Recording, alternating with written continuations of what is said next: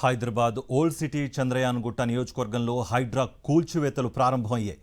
బాబానగర్ ప్రాంతంలోని survey number 303 నుంచి 306లో అక్రమ నిర్మాణాలను హైడ్రా అధికారులు కూల్చివేశారు.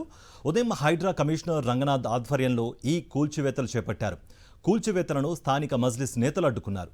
కూల్చివేతలను అడ్డుకున్న వారికి పోలీసులు అదుపులోకి తీసుకున్నారు.